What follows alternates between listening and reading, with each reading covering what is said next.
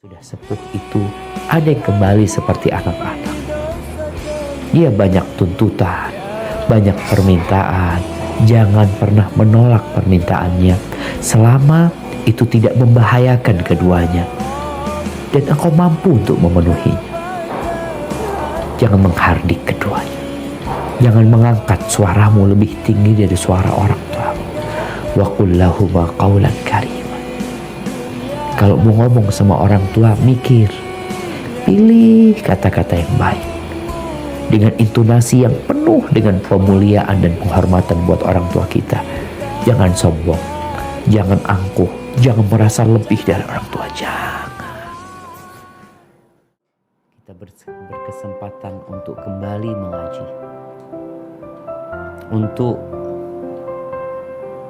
menguatkan keimanan kita, memperbaharuinya. Dan kita akan berbincang tentang bagaimana berbakti kepada orang tua kita.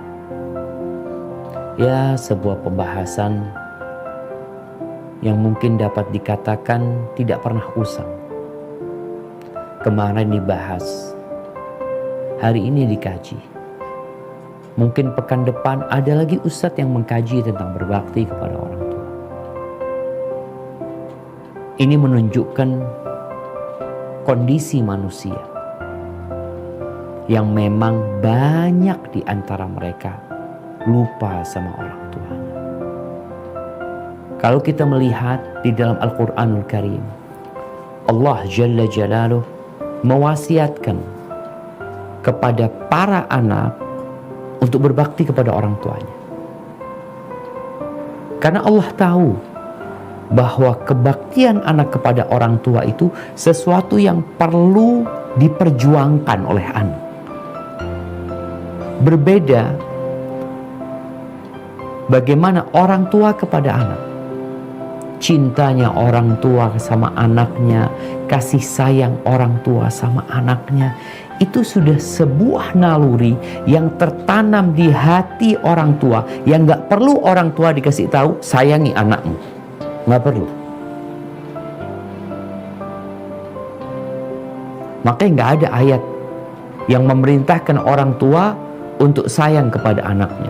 Yang ada perintah orang tua untuk menyelamatkan anak-anaknya dari api neraka, keluarganya dari api neraka, menyuruh anaknya untuk sholat, untuk beribadah kepada Allah Azza wa Jalla. Tapi kalau bicara anak, maka Allah 3 kali di dalam Al-Quranul Karim mewasiatkan kepada para anak untuk peduli sama orang tuamu loh. Ingat sama orang tuamu. Karena tadi seorang anak ketika tumbuh besar ya, kemudian dia mulai dewasa, berkeluarga, ya udah dia punya kesibukan sendiri. Jangan berkeluarga, kadang-kala dia remaja punya kawan, dia merasa lebih dekat sama kawannya daripada orang tuanya, dia tinggalkan orang tua. Maka kenapa kajian tentang berbakti kepada orang tua terus diulangi, disampaikan? Ya, karena alhamdulillah masih banyak kebaikan di diri umat ini. Fadzakir in nafa'atidz dzikra. Berikan peringatan di mana peringatan itu memberikan manfaat. Ahibati fillah, pada suatu hari baginda Nabi kita Muhammad alaihi salatu wassalam menaiki mimbar di Masjid Nabawi. Mimbar Nabi alaihi salatu wassalam itu 3 tingkatan, ada 3 anak tangganya. Ketika beliau menaiki tingkatan pertama, beliau mengatakan amin. Lalu naik ke tingkatan kedua, beliau juga mengatakan amin. Yang ketiga beliau mengatakan amin. Kita semua tahu arti amin. Ya Allah kabulkan ya. Tapi para sahabat tidak tahu apa yang sedang diaminkan oleh Nabi alaihi salatu wassalam.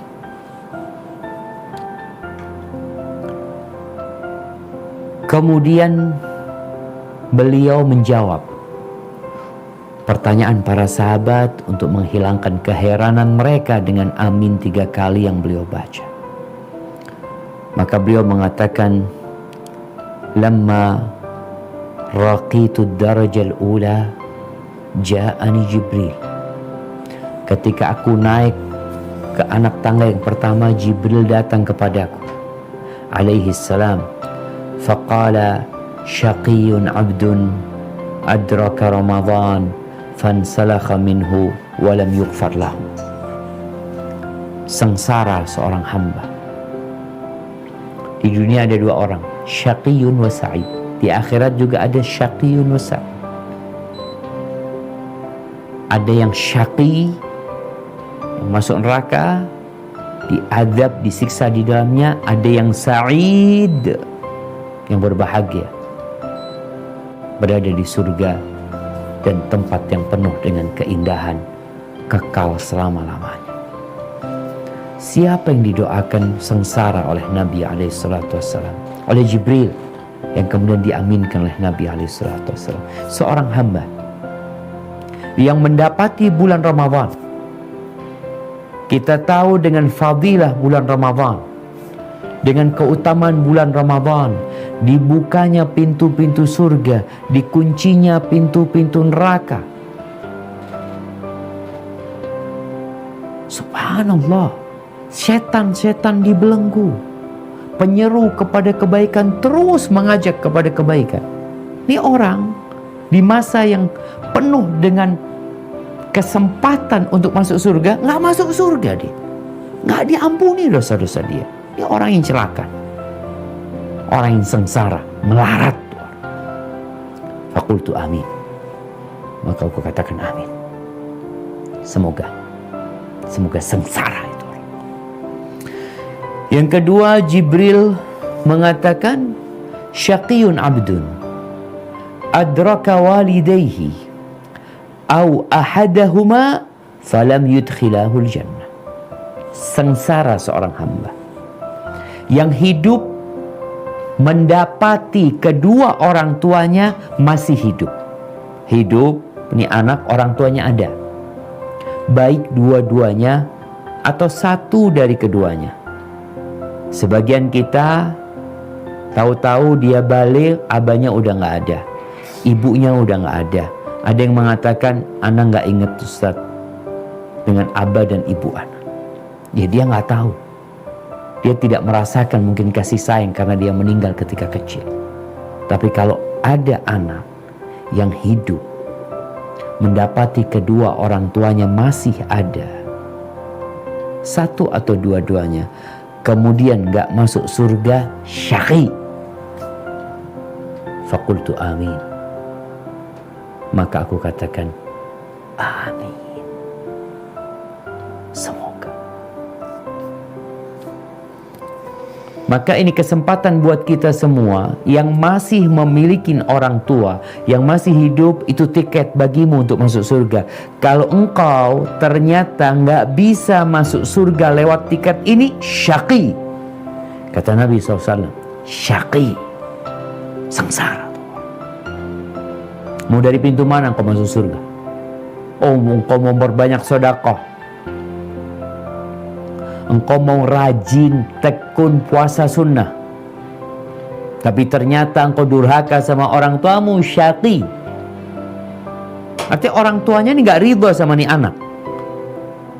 Bukankah Allah Jalla Jalaluh keridhoannya bergantung dengan keridhoan orang tua? Ridhallah fi ridhal walid wa sukhtullah fi sukhtil walid. Keridhaan orang tua bergantung dengan keridhaan Allah bergantung sama keridhaan orang tua, dan murka Allah bergantung sama murka orang tua. Kalau orang tuamu murka dengan dirimu, tidak ridho dengan sikapmu yang mengabaikan keduanya, maka Allah tidak akan ridho sama engkau. Syaqi. Fakultu amin. Aku katakan amin.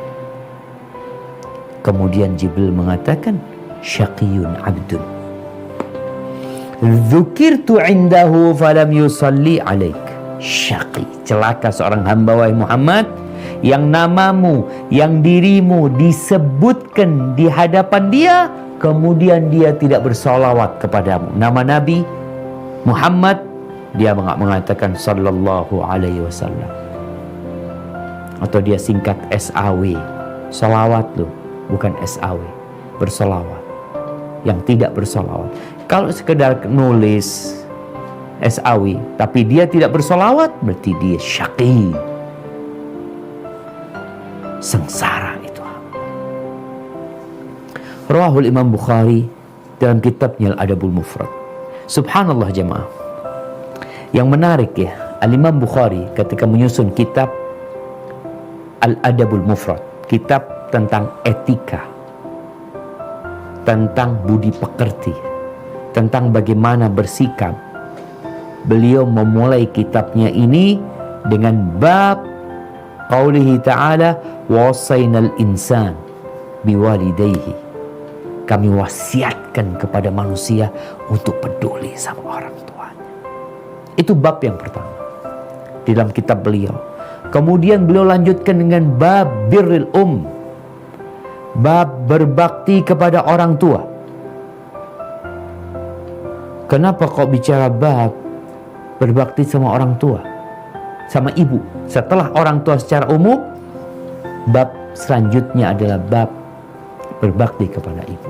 Karena memang Allah Jalla Jalaluh seringkali ketika mewasiatkan, kita akan baca ya, mungkin yang di surat Luqman, kita akan baca surat Luqman ayat 14, bagaimana Allah mewasiatkan kepada manusia untuk berbuat baik kepada orang tuanya, dua-duanya, kemudian ibunya.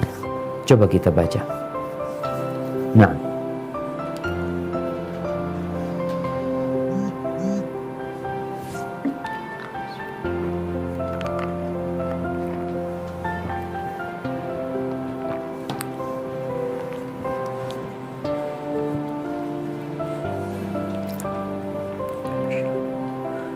tafadhal, ada yang mau baca di sana? Atau ana baca? Naam, tafadhal. A'udzu billahi minasy syaithanir rajim. Wasainal insana biwalidayhi hamalathu وهنا على وهن حملته أمه وهنا على وهن وفصاله في عامين أن اشكر لي ولوالديك إلي المصير.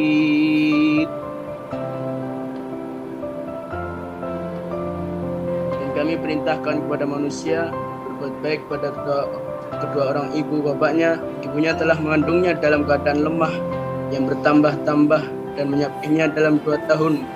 Bersyukurlah kepadaku dan kepada kedua orang ibu bapakmu, hanya kepada akulah kembalimu. Allahu Akbar. Allah wasiatkan, Allah perintahkan kepada anak agar peduli, berbakti kepada orang tuanya. Hamalathu ummuhu, ingat ibu.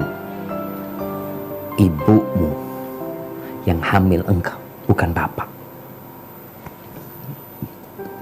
Wahnan ala wahn, lemah di atas kelemahan.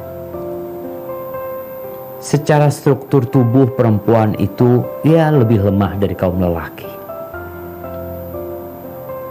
Tidak bisa dipungkiri. Tapi Allah berikan beban di perut ibunda kita. Ini yang lupa sama ibunya, engkau harus ingat. Engkau pernah berada di perut ibumu 9 bulan. Engkau kalau lihat pusarmu, engkau harus ingat 9 bulan pusar ini nyambung sama tubuh ibu kita. Kita hidup dengan kehidupan ibunda kita. Engkau akan terus melihat itu pusar. Maka Allah ingatkan manusia dengan ibumu. Kemudian wa fisaluhu fi amain. Setelah engkau dilahirkan, nggak istirahat loh ibu itu. 9 bulan mengandungmu, setelah itu istirahat ibu, masih ngurusi dirimu. Dia berusaha untuk membesarkan engkau dengan cinta dan kasih sayang. Nih, apa bedanya orang tua sama anak ya? Yang sering kita dengar, 10 anak itu belum tentu bisa ngerawat satu ibu. Tapi satu ibu dapat merawat 10, 12, 15, 17, 20 anak. Sampai ada yang punya anak 27, dirawat tuh anak-anaknya. Karena dia punya cinta bawaan kepada anak-anak itu. Nggak perlu dikasih tahu cintai, sayangi anakmu, dia sayang sama anaknya. Kalau nggak sayang sudah digugurkan tuh anak. Dia tunggu itu anak lahir. Bagaimana dia nggak tidur demi kita tidur. Bagaimana dia menyuapin kita, dia ingin kita makan. Dia ingin kita makan. Dicari kita, ya Allah. Anak kalau ngeliat ya, istri anak ketika anaknya nggak makan, dicari kemana-mana. Mana Fulan? Kelihatan Fulan. Ada Yusuf. Yusuf ada di sini, nggak ada. Cari Yusuf ada di sini. Itu orang tua. Tapi kita nyari orang tua kita. Kita bahkan ingin orang tua kita cepat pergi dan meninggal dunia. Kita ingin. Sedangkan orang tua kita siap mengorbankan nyawanya demi kita hidup. Maka Allah ingatkan, fafisaluhu fi amain. Engkau gak bisa apa-apa loh. Makanya ketika orang tuamu sudah sepuh, ini kesempatan untuk berbalas budi yang engkau tidak akan pernah bisa membalas budi. Tapi paling tidak ini pintu surga gitu. Oleh karena itu tatkala datang seorang kepada Umar bin Khattab radhiyallahu anhu mengatakan bahwasanya dia menjadi punggung untuk ibunya. Dia merawat ibunya, mewuduin ibunya, menyuapin ibunya, seperti yang dilakukan oleh ibunya kepada dia. Kira-kira seperti itu. Kata dia, apakah aku sudah membalas budinya? Kata Umar bin Khattab radhiyallahu anhu, la, belum. Kan aku sudah berbuat kepada dia seperti dia berbuat kepada aku gitu loh. Seharusnya kan impas. Nah, kenapa tidak?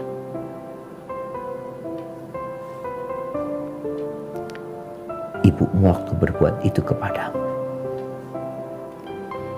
dia ingin engkau hidup. Dia merajut mimpi untuk masa depan. Dia mempersiapkan segala sesuatu agar engkau jadi orang yang hebat, jadi orang yang bermanfaat. Ketika dia membersihkan dirimu, membersihkan kotoranmu, gak pernah ngeluh dia. Dia ingin kau hidup. Apakah sama perasaanmu sekarang tatkala engkau merawat ibu? Bukankah engkau ingin cepat berpisah dengan ibu? Dengan alasan kesian ibu, udah sakit, capek, engkau yang capek. Maka Umar mengatakan belum kau balas. Jadi seperti apa kebaktian anak sama orang tuanya, hendaklah dia tahu bahwa dia belum berbakti. Maka Allah wasiatkan. Artinya Allah khawatir dengan anak-anak ini gak berbakti sama orang tuanya. Maka Allah jelasin, kalau orang tua sama anak udah aman. Secara umum aman, orang tua cinta sama anaknya, dia berkorban apa saja buat anaknya. Sedangkan engkau, maukah engkau mengorbankan segala sesuatu untuk orang tua? Maukah engkau tidak tidur demi orang tuamu tidur?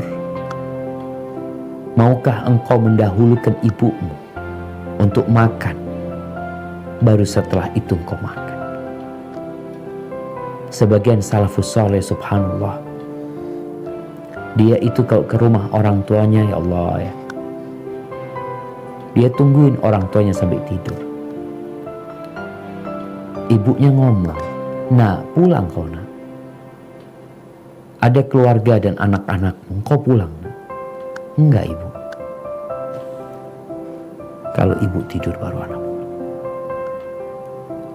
Dia ingin merasakan kedamaian dan kebahagiaan buat ibunya, baru dia mikirkan diri. Tapi berapa anak yang seperti itu? Maka Allah wasiatkan agar anak peduli sama orang tuanya. Anishkurli, agar engkau bersyukur kepada aku, kata Allah, wali-walidai, dan berterima kasih kepada kedua orang tua.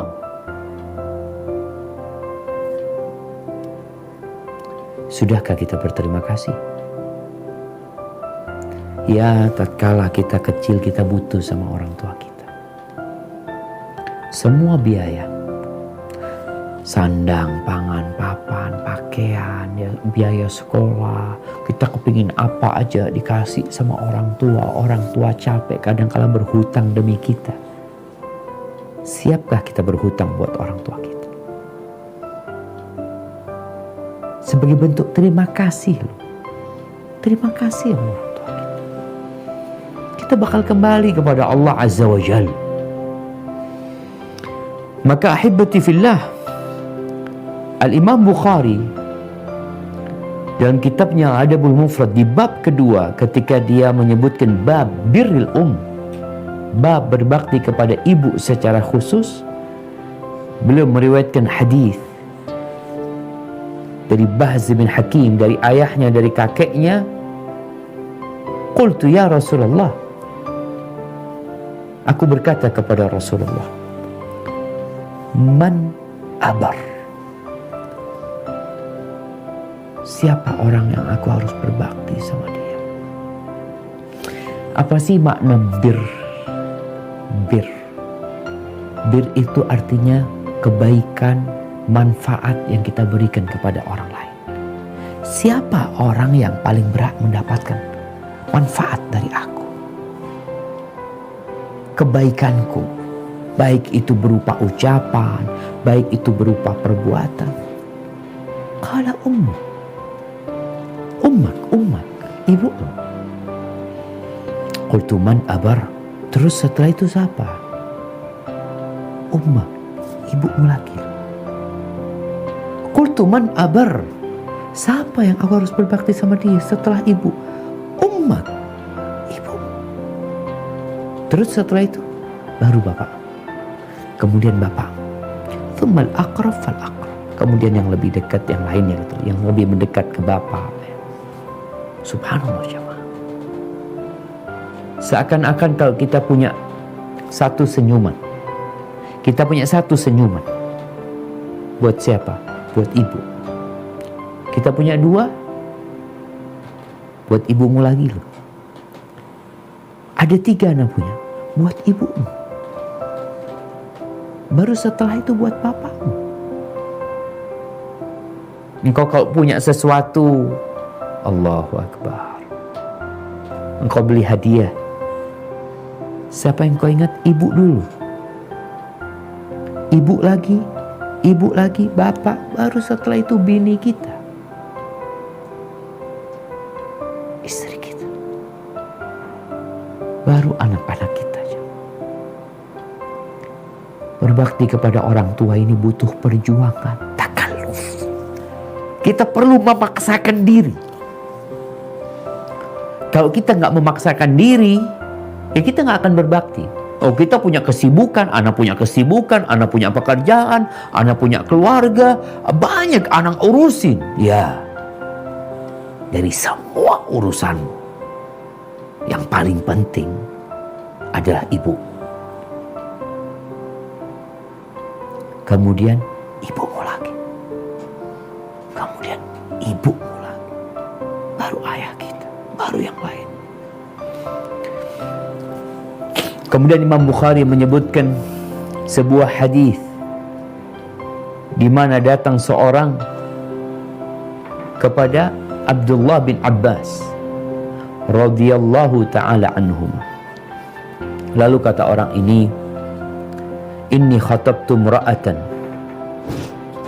aku melamar seorang wanita.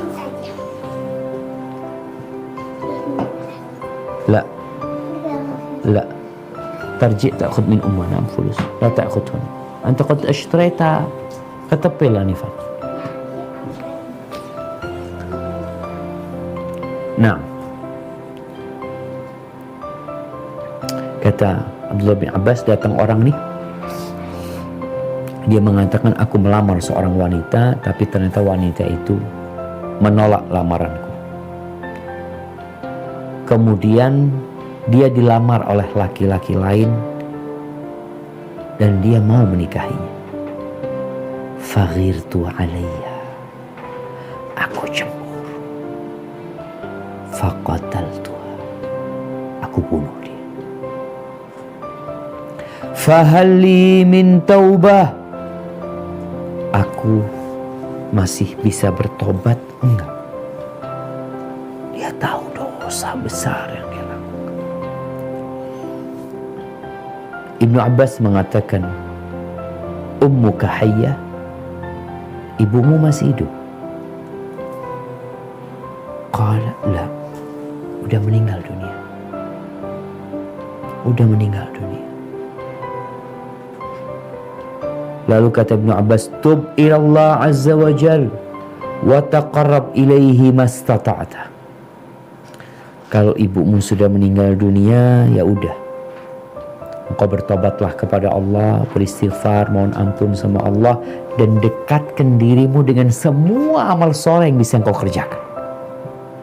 Berbakti sama orang tua udah nggak ada, udah meninggal orang tua.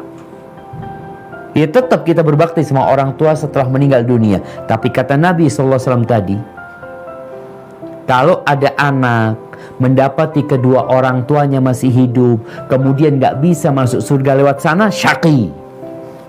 Sampai mati orang tuanya, dia belum berbakti sama orang tuanya. Ini orang tuanya udah mati. Ketika orang itu pergi, yang bertanya itu pergi, Atha bin Yasar, muridnya Abdullah bin Abbas, bertanya, lima sa'altahu an hayati ummihi, kenapa engkau tanya sama dia tentang ibunya masih hidup apa enggak? Apa jawab Abdullah bin Abbas? Inni la a'lamu amalan aqrab ila Allah azza wa jalla min birril walidah. Kata dia, aku nggak tahu, aku tidak mengetahui amalan yang lebih mendekatkan diri kepada Allah daripada berbakti kepada ibu. Aku nggak tahu. Tapi ibunya sudah mati. Seakan-akan dia kehilangan peluang besar. Makanya tema kita hari ini, yang masih hidup orang tuanya, mintakan kepada Allah panjang umur buat orang tua kita dalam ketaatan kepada Allah, agar kita terus bisa berbakti kepada orang tua kita. Karena ini kesempatan. Banyak amal soleh. Ada puasa Daud, ya, ada sedekah, ada zikir, ada haji, ada jihad. Jihad fi sabilillah. Tapi kata Abdullah bin Abbas, inni la a'lam, aku nggak tahu. Aku nggak tahu amalan yang lebih dicintai Allah, yang lebih mendekatkan diri kepada Allah daripada berbakti kepada ibu. Tapi kita memang berbakti bukan hanya kepada ibu. Allah wasiatkan agar kita berbakti kepada bapak kita, walaupun di nomor yang 4. Jadi sebelum kawan kita, sebelum istri kita, sebelum mertua kita, sebelum kakak, adik, keponakan, guru kita pun. Bapak setelah ibu kita. Ahibati fillah. Bagaimana cerita seorang sahabat yang datang kepada Nabi SAW. Dia minta izin untuk berjihad di jalan Allah Azza wa Jalla. Apa kata Nabi SAW? Ibumu masih hidup. Kata Nabi SAW, "Na'am, ibuku masih hidup." Qala ilzam rijlah. Engkau tetap di kaki ibu. Jangan kemana-mana. Ini mau izin jihad. Zirwatu sanamil Islam. Yang kalau kita tahu ya, pahala jihad fi sabilillah, di awal darah yang tercecer diampuni dosa-dosanya. Ini sahabat ingin jihad. Bagaimana dia nanti dapat memberikan syafaat kepada banyak dari keluarganya. Dinikahkan dengan puluhan bidadari. Dia ingin berjihad. Dia ingin mengorbankan jiwa, raga, dan hartanya. Yang Nabi tanyakan kepada dia, hal ummuka hayyah? Ibumu masih hidup? Qultu na'am. Ilzam rijlah. Udah engkau pulang kok. Engkau tetap di kaki ibu. Fathammal jannah. Di situ ada surga gitu loh. Kita mau kemana jauh-jauh ya? Kalau surga itu ada di rumah kita gitu. Dan Nabi mengatakan kepada orang lain sama. Falzamha fa innal jannata tahta rijlaiha. Kau tetap sama ibu. Surga itu ada di bawah telapak kaki ibu. Di sana ada surga. Ahibati fillah. Datang lagi orang kepada Nabi SAW. Dia mengatakan, "Ya Rasulullah, aku datang ingin membaiatmu untuk hijrah dan jihad, dan aku tinggalkan kedua orang tuaku menangis." Dia ingin mengatakan demi memilih Allah dan Rasulnya dia biarkan orang tuanya menangis. Karena dia pikir inilah amalan yang paling mulia, jihad fi sabilillah. Nah, kata Nabi SAW, irji ilaihim. Engkau pulang kepada kedua orang tuamu. Pulang engkau. Ini mau jihad, mau hijrah. Kata Nabi, engkau pulang. Fa'adhikhuma kama abkaitahuma. Engkau bikin keduanya tertawa, sebagaimana engkau membuat keduanya menangis. Allahu Akbar jamaah. Ingat ada saudara, dia mau kerja, mau merantau dia. Waktu itu dia mau kerja ke Arab Saudi. Dia minta izin sama bapaknya. Kata bapaknya, berangkat, bekerja, merantaulah. Ya, merasa dikasih izin sama bapaknya, siap-siap tuh anaknya. Ibunya cerita, engkau tahu nak, ketika engkau pergi, nangis bapak, nangis. Anaknya akan pergi, dan gak tahu apakah anaknya akan kembali dalam kondisi orang tuanya masih hidup, atau dalam kondisi tinggal nama. Berapa banyak anak-anak yang merantau, dia baru balik ke rumahnya karena ditelepon, "Bang, ibu meninggal. Kak, Umi meninggal. Abah meninggal."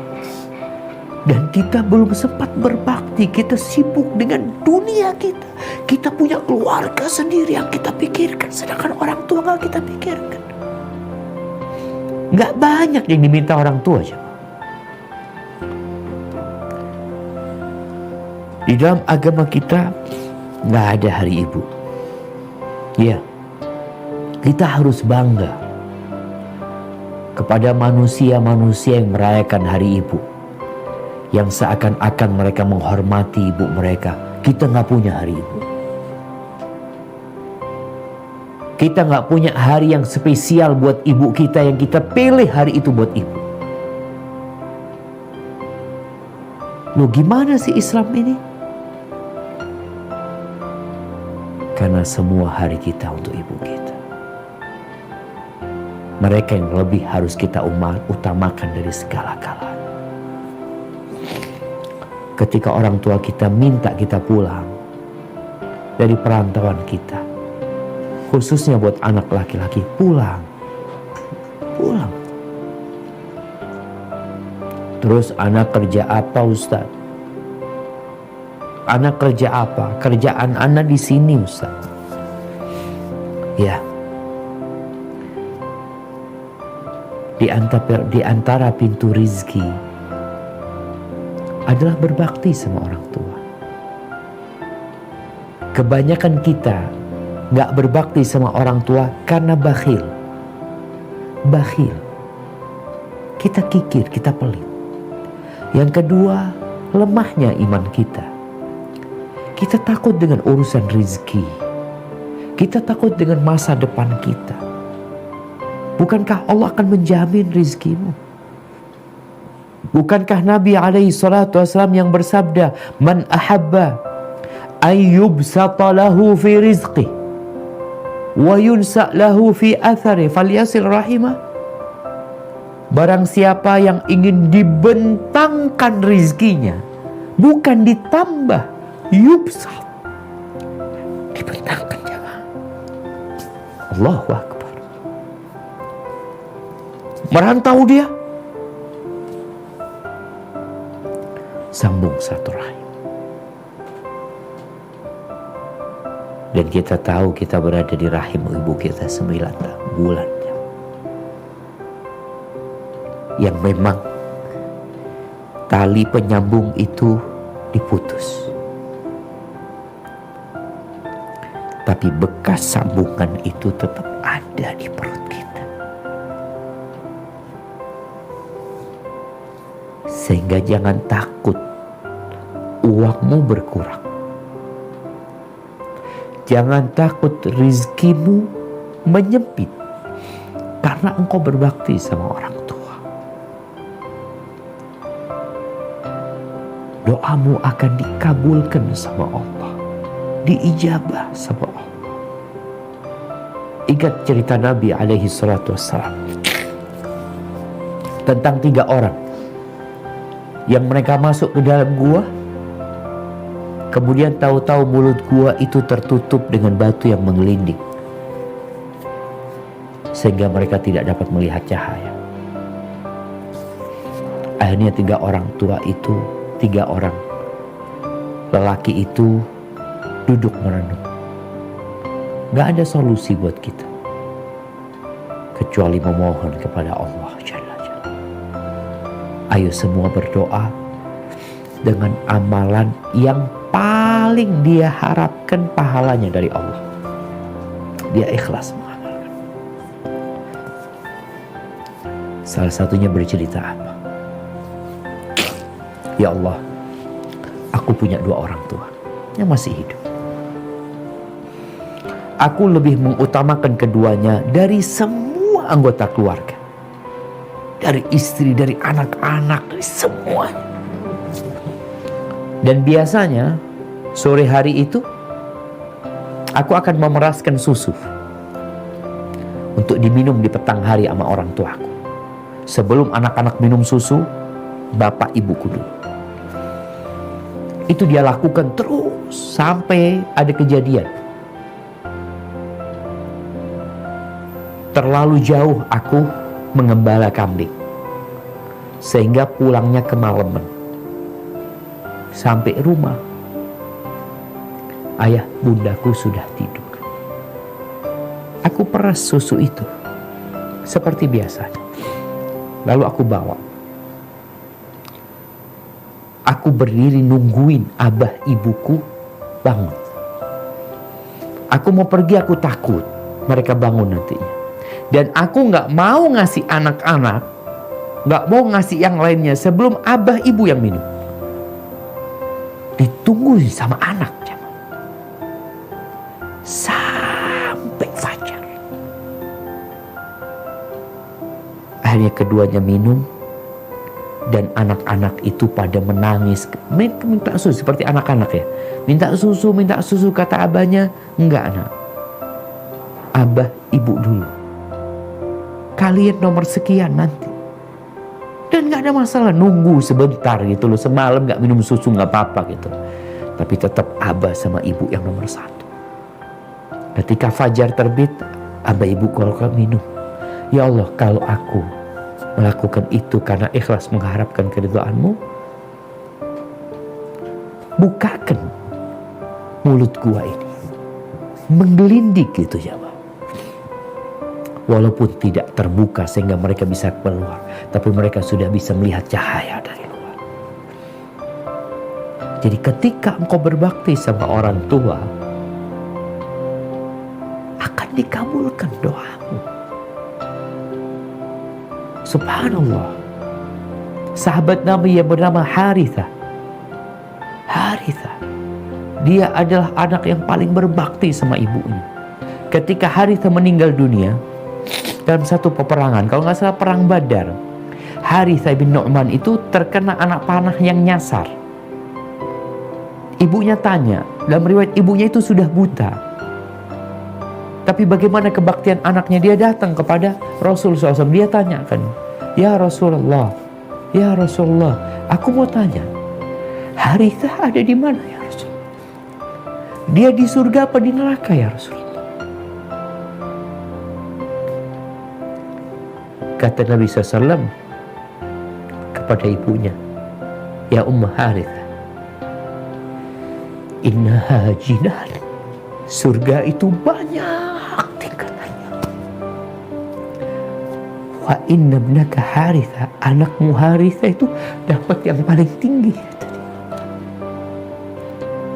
Subhanallah. Itu dari berbaktinya itu anak kepada orang tua. Dan Harithah, Aisyah menceritakan, dua orang yang paling berbakti sama orang tuanya di Madinah itu Utsman bin Affan dan Harithah. Artinya semua sahabat berbakti ya. Tapi ada kebaktian yang begitu diusahakan. Bagaimana Uwais Al-Qarni yang dia bertahan di Yaman. Dia ingin datang menjumpai Nabi alaihi salatu wassalam. Dia ingin hijrah ke kota Madinah. Tapi dia punya ibu yang dia harus berbakti sama ibu. Dan dia tidak meninggalkan Yaman kecuali setelah ibunya meninggal dunia. Dia berangkat. Nabi SAW berpesan kepada para sahabat. Khairut tabi'in Uwais Al-Qarni. Sebaik-baiknya tabi'in itu Uwais Al-Qarni. Umar, Nabi ceritakan bagaimana Uwais berbakti sama orang tuanya. Dia dari kabilah Murad, dari Qaran atau dari Qaran. Nanti Umar, kalau engkau jumpa sama dia, Umar ini siapa coba? Umar ini khalifatu Rasulullah SAW, Al-Faruq. Nabi pesan sama Umar, kalau engkau ketemu sama Uwais Al-Qarni, engkau minta kepada dia agar dia istighfar buat engkau. Sahabat suruh minta doanya Uwais Al-Qarni. Umar itu seringkali kalau datang pasukan perang dari Yaman, hal fikum Uwais, hal fikum Uwais. Ketika datang jemaah haji tanya hal fikum Uwais. Heran orang-orang, Umar ini tanya siapa Umar ini? Uwais bukan orang yang terkenal, bukan orang yang pendakwah, bukan alim ulama yang dikenal masyarakat Yaman. Lah, bas, orang biasa.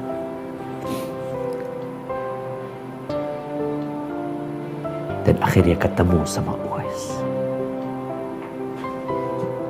Ketika Uwais datang, "Anta Uwais?" "Iya." "Dari kabilah Qaran atau dari kabilah Murad kemudian ke Qaran?" "Iya." "Engkau punya penyakit baros seluruh tubuhmu dulu, kemudian kau berdoa minta disembuhkan kecuali satu tempat di perutmu, maudhi' dirham?" Kata Uwais, "Iya." "Engkau punya ibu yang kau berbakti sama dia?" "Iya." Kata Umar, "Istaghfir."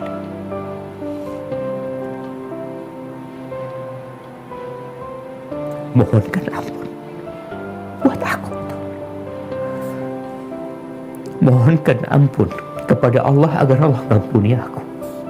Kata Uwais, "Ya Amirul Mukminin, ya Amirul Mukminin, masa aku ini mendoakan engkau gitu? Engkau yang sahabat Nabi, aku yang minta doamu." Kata Umar, "Mintakan ampun." Karena Nabi berpesan, kalau aku ketemu engkau istighfar buat aku. Akhirnya Uwais mau berangkat dari Madinah. Ibunya udah meninggal dunia. Dia mau berangkat ke Basrah kalau nggak salah. Umar ngomong sama Uwais, "Uwais, aku kirim surat ya kepada gubernur Basrah." Kata, "Enggak ya Amirul Mukminin, aku biar jadi orang biasa aja gitu loh. Aku gak ingin dikenal orang." Karena memang Uwais bukan alim ulama yang dia mengajarkan ilmu ya. Dia seorang yang ahli ibadah yang berbakti sama orang tuanya tadi dan seorang yang semangat beribadah. Biar aku di Basrah jadi orang biasa. Ya udah. Suatu hari datang jemaah haji dari Basrah. Umar rindu mau dengar kisah Uwais ini. Tanya sama salah seorang yang datang, "Ada Uwais engkau di tempat kalian?" "Iya ada orang namanya Uwais ya." Umar lalu cerita sama orang ini. Uwais yang dianggap biasa, yang tidak dikenal di bumi tapi dikenal di langit, itu Uwais. Berapa banyak orang yang dikenal di bumi tapi gak dikenal di langit kecuali dengan dosa-dosa. Akhirnya orang ini pulang dari haji, langsung datang ke Uwais. Dia ngomong, "Uwais, mohonkan ampun kepada Allah buat aku."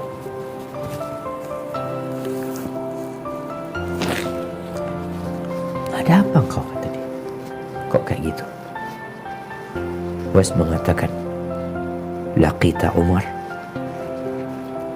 Engkau berjumpa dengan Umar. Akhirnya Uwais mendoakan orang itu dan Uwais menghilang.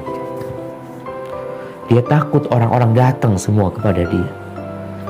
Bagaimana ini menunjukkan kepada keikhlasan dia. Itulah pahala balasan buat orang yang berbakti sama orang. Maka ahibati fillah, ingat, orang tua kita bukan pembantu. Ibu kita bukan babysitter buat anak kita. Orang tua kita tatkala mereka sudah sepuh, ya biasanya mereka udah pensiun. Kerjaan juga gak banyak, penghasilan juga mungkin tidak mencukupi. Mungkin engkau yang lebih kaya daripada orang tua. Engkau yang lebih banyak penghasilan daripada orang tua. Yang harus engkau lakukan, muliakan kedua. Muliakan kedua. Allah Azza wa Jalla berfirman di surat Al-Isra ayat 23-24. Nah, silahkan dibaca.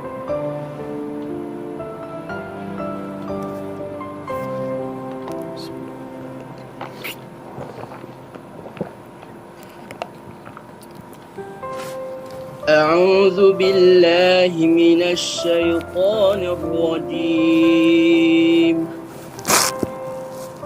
وقضى ربك ألا تعبدوا إلا إياه وبالوالدين إحسانا إما يبلغن عندك الكبر أحدهما أو كلاهما فلا تقل لهما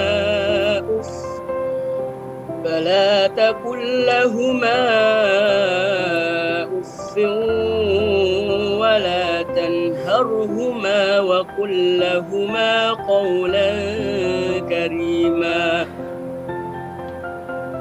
واخفض لهما جناح الذل من الرحمة وقل رب ارحمهما كما ربياني صغيرا. Dan Tuhanmu telah memerintahkan supaya kamu jangan menyembah selain Allah, selain Dia. Dan hendaklah kamu berbuat baik kepada ibu bapakmu dengan sebaik-baiknya. Jika salah seorang di antara keduanya atau kedua-duanya sampai berumur lanjut dalam pemeliharaanmu, maka sekali-kali janganlah kamu mengatakan kepadanya keduanya perkataan dan janganlah kamu membentak mereka dan ucapkanlah kepada mereka perkataan yang mulia. Dan rendahkanlah dirimu terhadap mereka berdua dengan penuh kesayangan dan ucapkanlah, wahai Tuhanku, kasihilah mereka keduanya sebagaimana mereka berdua telah mendidik aku waktu kecil. Barakallahu fiik. Cukup ayat ini menjadi pemandu kita tentang bagaimana kita menyikapi kedua orang tua kita. Setelah mentauhidkan Allah, memurnikan ibadah hanya buat Allah, Allah memerintahkan agar kita berbuat baik kepada kedua orang tua kita. Allah ingatkan, kalau keduanya udah sepuh, udah tua, satu atau dua-duanya, yang mungkin hidup dalam pemeliharaan dirimu, hidup bersama engkau, maka jangan pernah berkata Kadangkala sikap orang yang sudah tua, orang yang sudah sepuh itu ada yang kembali seperti anak-anak. Dia banyak tuntutan, banyak permintaan. Jangan pernah menolak permintaannya selama itu tidak membahayakan keduanya dan engkau mampu untuk memenuhinya. Jangan menghardik keduanya. Jangan mengangkat suaramu lebih tinggi dari suara orang tua. Wa qul lahuma qawlan karima. Kalau mau ngomong sama orang tua, mikir. Pilih kata-kata yang baik. Dengan intonasi yang penuh dengan pemuliaan dan penghormatan buat orang tua kita. Jangan sombong. Jangan angkuh. Jangan merasa lebih dari orang tua. Jangan. Kau harus merendahkan diri. Seakan-akan engkau memiliki sayap yang biar orang tuamu berada di atas. Penuh dengan kasih sayang. Bukan pura-pura. Dan engkau harus selalu ingat dengan doa yang Allah ajarkan. Allah yang langsung mengajarkan doa ini. Doa ini bukan buat orang tua yang sudah meninggal dunia. Ini cerita orang tua masih hidup. Wa qur rabbirhamhuma kama rabbayani shaghira. Ya Allah, kasihi, sayangi keduanya ya Allah. Kita gak bisa, Allah bisa. Kita mintakan rahmat kepada Allah agar Allah mengasihi kedua orang tua kita sebagaimana ketika mereka mendidik kita, merawat kita tatkala kita kecil. Jadi kalau kita berada di depan orang tua, ingat ketika kita kecil. Ketika kita digendong sama abah. Ketika kita naik ke pundak abah kita. Ketika kita naik, dibawa lari sama abah. Dituntun untuk beli sesuatu sama abah kita, sama ibu kita. Ketika kita disuapin, ketika kita dipakein baju. Ingat ketika kita kecil. insya Allah itu menjadi motivasi buat kita untuk terus berbakti sama orang tua kita. Karena kita tahu dulu kita tidak bisa berbuat apa-apa. Kita gak bisa ngomong, jalan gak bisa. Sekarang kau jadi orang. Dan itu adalah perjuangan orang tua kita. Aqulu qawli hadha wa astaghfirullah li wa lakum. Itu yang dapat Anda sampaikan. Semoga Allah mengampuni kita semuanya. Dan semoga kita dibantu untuk bisa berbakti